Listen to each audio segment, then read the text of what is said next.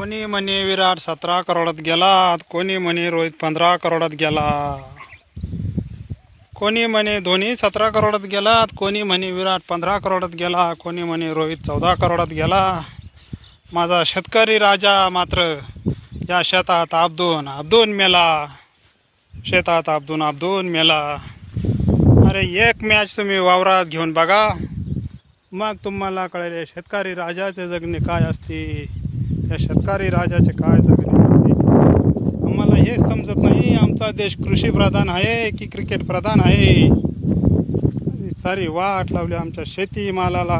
तुम्ही हमी भाव देऊ नका, योग्य भाव द्या, योग्य भाव द्या, योग्य भाव द्या.